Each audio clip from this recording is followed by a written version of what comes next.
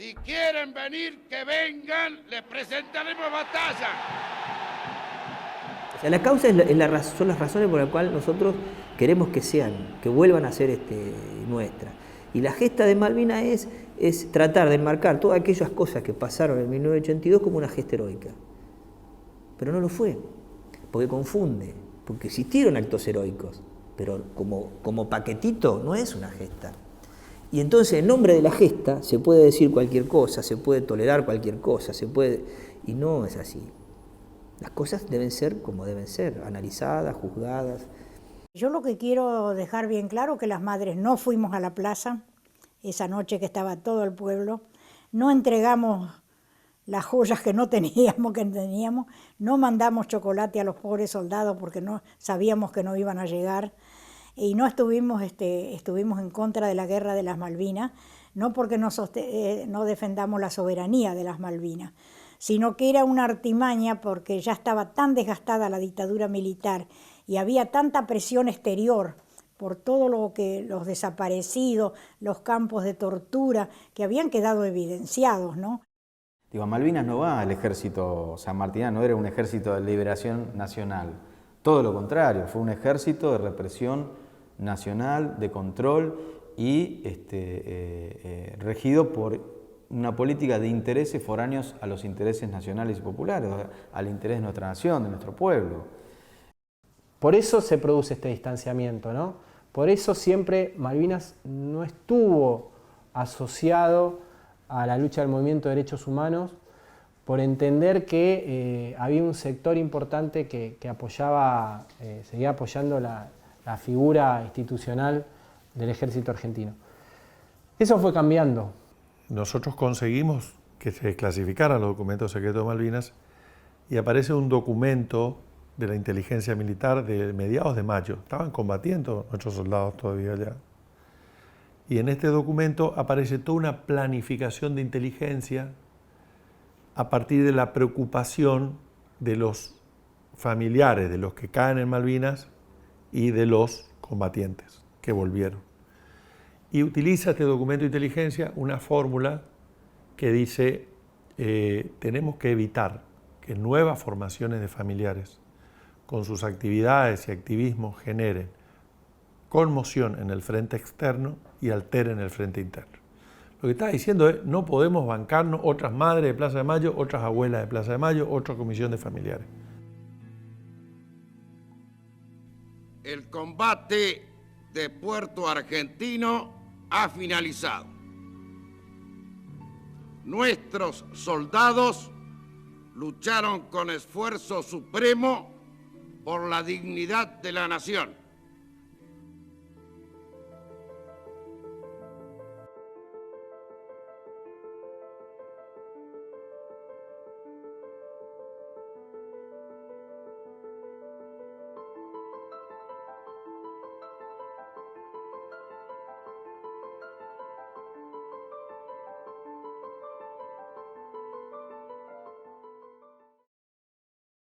Entonces nos llevan mayoritariamente a Campo de Mayo, a la gente de ejército, en la Escuela General Lemos. Nosotros estábamos, pero no queríamos escuchar ninguna orden más de estos tipos.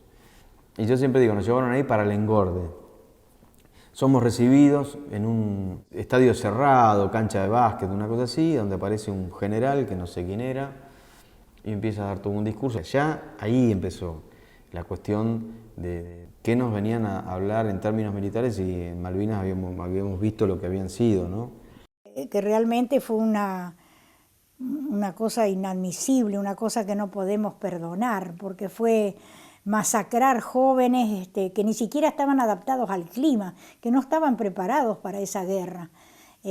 Además no se tiene que dar una guerra así nomás, porque sí nomás, porque se le ocurre a un borracho como Galtieri, a un asesino, a un genocida. Y nos duelen las vidas de nuestros soldados, de nuestros chicos, y los consideramos víctimas también de la dictadura militar. Son las más, por si habían matado poco y habían exterminado poco, la completaron con los chicos de las Malvinas.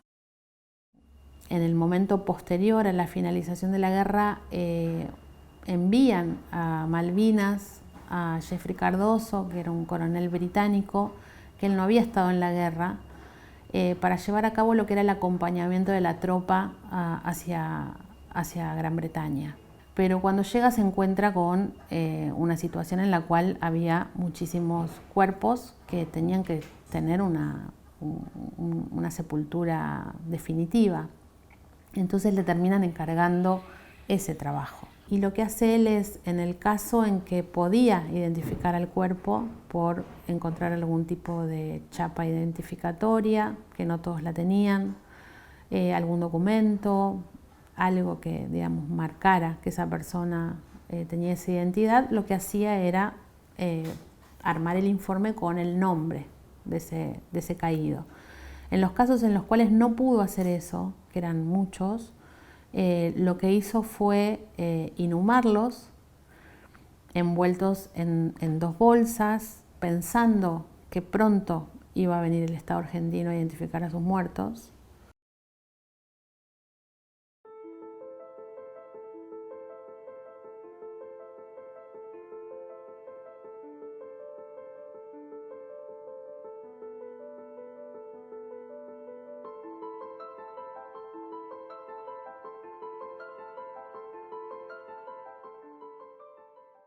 Creo que estuvimos 2 días en Campo de Mayo. Ahí fue donde nos hacen una especie de encuesta, donde previamente a eso nos llevaban unas aulas, porque era la escuela de suboficiales. Había aulas donde se entregaban unas planillas que nos decían, tengan mucho cuidado con ver lo que ponen en esas planillas, porque ustedes van a ser dados de baja, les puede traer problemas a futuro. Y era toda una encuesta de dónde habíamos estado, quién era nuestro oficial, y tenías otras cuestiones de observaciones. Y yo creo que ya en esa oportunidad muchos compañeros ya en ese momento se animaron a escribir algunas cuestiones que tenían que ver con abusos, con vejámenes, con situaciones de cobardía presentadas por sus jefes. Y eso era firmado por el que daba el testimonio y al lado firmado por un oficial o suboficial. Y había toda una cuestión de imposición del silencio, de que no teníamos que hablar, que no teníamos que comentar, que no teníamos que hablar con los medios periodísticos, que lo que había pasado en Malvinas era un pacto de honor, una cosa así. Imagínate todo eso en esa época, ¿no? También. Ya habíamos, yo creo que hicimos un clic en Malvinas, y eso fue el comienzo de la desmalvinización, creo yo, ¿no? De empezar a ocultar. El post-Malvinas fue peor que Malvinas. Y encima escuchar que la gente acá decía, ahí se rindieron, ¿viste? O que te den lecciones de cómo se podría haber ganado la guerra. ¿Sí? Que eso es algo que hoy en día me sigue enervando. Gente que dice, no, porque si ustedes... Y yo digo, bueno, qué lástima que no dieron un fusil a vos, porque... O sea, tenías que haber estado en mi lugar, hubiera estado bárbaro. Y yo escuché una frase que me llevó a participar de nuevo, que fue nosotros no nos rendimos. Y dije, bueno, estos están hablando de lo mismo que hablo yo, o sea, en el mismo idioma. La dictadura dicta un documento, ley de autoamnistía, ordena destruir toda la documentación vinculada con la lucha antisubversiva, decía, todo aquello que conduce a ubicar a los desaparecidos, y también ordena archivar todos los juicios que estaban vinculados, que estaban tramitándose dentro de la justicia militar por torturas a la tropa. Todo eso se archivó. Y al mismo tiempo, algo que empezaba a mostrar Malvinas, como era el informe Rattenbach, frente al escándalo que generó en septiembre del 83, meses antes de las elecciones, se decretó secreto militar y político y se guardó bajo 7 llaves por décadas. Porque al comienzo de la democracia, la democracia incipiente en la administración del gobierno de Alfonsín, Malvinas era un tema que no se podía entrar. O sea, se avanzó sobre las cuestiones que tenían que ver con la represión, el juicio a las juntas, pero el tema de Malvinas no se tocaba. Es así que fíjate, bueno, después, durante lo que fueron los episodios de Semana Santa, que aparece esta figura de los héroes de Malvinas, donde aparece esta figura de estos militares que habían participado, Rico, Segnalín, los Carapintadas, que con la bandera de Malvinas condicionan a la democracia sacando las leyes de evidencia de punto final, ¿no? Entonces, en ese momento tenía una implicancia lo que era la desmalvinización, o sea, en ese momento no se hablaba directamente de Malvinas en un ámbito. Entonces, los únicos que sostenían esto de qué pasó con lo duro que fue las torturas en Malvinas eran los propios combatientes. Y bueno, y fue también ese reencuentro de empezarnos a juntar, de empezar a organizarnos, que organizarse era mala palabra. También ahí empezó el tema de la experiencia de la verbalización, de contar, ¿no? De poder hablar entre pares lo que nos pasaba. Eso fue importantísimo. Y ahí también vino el seguimiento. O sea, nosotros estábamos permanentemente infiltrados por los servicios de inteligencia del Ejército y de la policía bonaerense. Es así que después de muchos años, a través de la Comisión Provincial de la Memoria, tomamos vista de los registros que llevaba la DIPBA, la Dirección de Inteligencia de la Policía, de los seguimientos que se nos hacían, no solamente a nosotros, sino en toda la provincia de Buenos Aires, a los centros de combatientes, qué hacíamos. Luchamos por nuestros derechos, porque yo digo que nosotros después de la guerra vivimos en constante lucha. Todo lo que nos fue dado lo fuimos peleando, nadie nos regaló nada. Pero bueno, nos pudimos volver a insertar en la sociedad. Y eso fue bueno. O sea, ahora no ves un veterano vendiendo pulseritas en el colectivo o pidiendo monedas para poder vivir. Proponernos resolver nuestros propios problemas como sector, empezar a estudiar leyes reparatorias, o sea, y así fue que llegamos a los 10 años, que ahí también fue la situación más traumática, donde se da este gran pico de suicidios, ¿no? Ahí empezamos a entender lo que era el tema del estrés postraumático, ¿no? Con la provincia de Buenos Aires hacemos el primer censo, donde enviamos 5.000 cartas al padrón que teníamos de excombatientes de la provincia de Buenos Aires, y recibimos 3.000 respuestas, donde ahí empezamos desde un organismo oficial se empieza a ver cuál era la situación real. Y con eso pudimos discutir después, con esos datos, la ley de pensiones nacionales.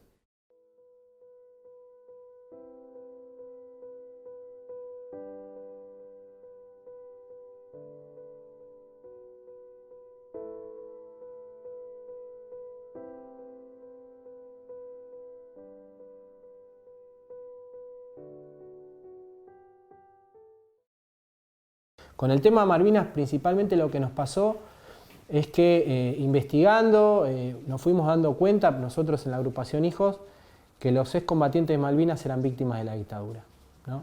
Nos fuimos dando cuenta que así como en su momento empezamos a reivindicar la figura de los sobrevivientes de la dictadura, que en su momento eran tabú, nadie los miraba bien y demás, y con los juicios empezamos a reivindicar la figura de los sobrevivientes.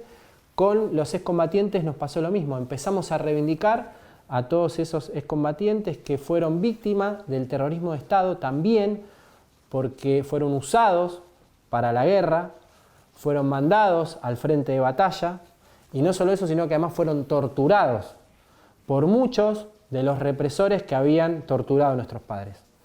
Hambre extremo, vejámenes, lesiones graves, distintas modalidades de tortura. Y a mí me pareció que eso eran crímenes de lesa humanidad, que el proceso de verdad y justicia tenía que llegar a Malvinas.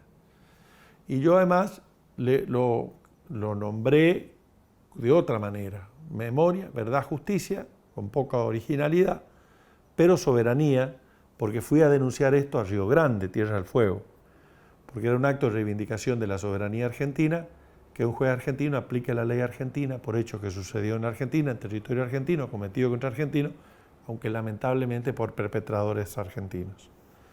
Logramos que fuera una causa federal que hizo que hoy hubiera más de 200 testimonios en la causa, no todas víctimas, pero muchas víctimas y otros testigos víctimas, y la causa tuviera 95 imputados. La causa está hoy en la Corte Suprema. En el medio se han presentado como amicus curiae o como amigos del tribunal en la Corte la DAIA, por el caso de los soldados judíos torturados por su sola condición de judíos, la organización Hijos, al gobierno del Chaco por los soldados chaqueños, y al mismo tiempo, como ya tuvo un paso por la Corte muy desafortunado, que generó el primer proceso de impunidad sobre el tema, las víctimas denunciaron la impunidad existente en la Comisión Interamericana de Derechos Humanos, donde el caso tuvo admisión. Con lo que se da el grotesco de que quienes son considerados héroes de la patria tienen que ir a buscar justicia a Washington porque no consiguen en su propia patria. Nosotros nos involucramos en el proceso de judicialización de Malvinas porque empezamos a ver que los excombatientes eran víctimas del terrorismo de Estado, porque empezamos a ver en los excombatientes a pares como nosotros que sufrieron lo que sufrieron nuestros viejos y que sufrieron, en este caso, torturas, estacamientos, muchas de las cuales torturas y estacamientos que sufrían también nuestros padres, incluso hasta por parte de los mismos perpetradores. Por eso nos acercamos, porque entendimos que era un reclamo digno, porque entendemos que era un reclamo silenciado durante muchos años, porque muchos excombatientes tenían vergüenza de decirlo, tenían miedo, tenían temor. Y con la apertura a los juicios de lesa humanidad en el año 2004, a partir de la decisión de Néstor Kirchner, y que se abren todos estos procesos que hoy ya tienen a más de 1.100 genocidas condenados, también se abre esta posibilidad de los excombatientes de decir, a nosotros también nos torturaron.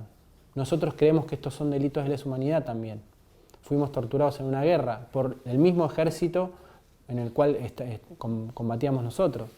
En el 2012, y a partir de demandas y reclamos de diferentes organismos, organizaciones de familiares, excombatientes, presentaciones a la justicia, el Ejecutivo, en ese momento, en el 2012, lo que hace es anunciar que va a pedir la ayuda del Comité Internacional de la Cruz Roja para comenzar a hablar, sentarse a hablar, digamos, en los dos estados para poder realizar el trabajo técnico de exhumar los restos y poder llegar a una identificación. En diciembre del 2016 se firma ese acuerdo donde también se conforma un equipo interdisciplinario que son los que hacen el trabajo técnico en las islas en el año 2017, entre mayo y agosto de 2017, y realizan las exhumaciones en las sepulturas que llevaban la leyenda Soldado Argentino Solo Conocido por Dios. De un total de 230 sepulturas en el cementerio de Darwin, 121 llevaban esa leyenda, así que el equipo trabajó exhumándolas y tomando las muestras óseas que después se iban a enviar al laboratorio para compararla con las muestras de los familiares. Porque es importante tener en cuenta que el EAF estuvo presente desde el comienzo, en todas las etapas. Nosotros comenzamos en diciembre de 2017. Las primeras notificaciones se hicieron en el predio, en el Archivo Nacional de la Memoria, en la EXESMA. Si había algún objeto personal para entregar, se lo entregábamos. Objetos personales que hayan tenido un alto valor identificatorio o personal o emotivo, ¿no? La causa logró varias cosas a mi juicio. Primero, que los combatientes pudieran poner en palabras lo que les pasó. Hoy se sabe, hoy se dice, hoy se habla. Basta de silencio. Primero homenaje a la verdad. Buscamos la verdad. No cesamos en nuestra búsqueda de justicia. Y la verdad, si hay una palabra contradictoria a la verdad, son los secretos. Y logramos que por esta causa ya se desclasifiquen el informe Rattenbach, por el decreto 200 de 2012, logramos que aquello que desde 1983 estuvo guardado bajo llave, impidiendo que el pueblo argentino conozca las conclusiones sobre lo que el propio informe dice, una aventura militar y política, como fue la Guerra de Malvinas, y logramos la desclasificación en el 2015, en septiembre del 2015, logramos la desclasificación de todas estas causas que estaban en la justicia militar, donde pudimos ver que todo lo que nosotros venimos denunciando es corto, chico, al lado de la gran cantidad que la propia documentación militar recoge. Necesitamos que el proceso de memoria, verdad y justicia también incorpore a la Guerra de Malvinas, para que los cientos de hechos denunciados no queden impunes. Malvinizar es hablar de la verdad, malvinizar es devolverle la identidad a nuestros compañeros, malvinizar es que se juzgue y se condene todos los abusos cometidos por los militares en Malvinas. Malvinizar es que hagamos una autocrítica. Malvinizar sería que las Fuerzas Armadas hagan una autocrítica de cuáles fueron los aspectos de su comportamiento ya en lo estratégico y militar, como se hace en lo que todos conocemos en el informe Rattenbach.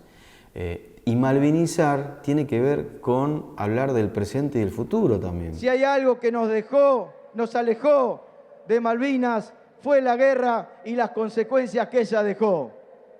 Es por ello que la causa Malvinas no le pertenece a los que secuestraron y torturaron, por los 30.000 compañeros detenidos, desaparecidos, y por los soldados conscriptos caídos en Malvinas, presente, ahora y siempre.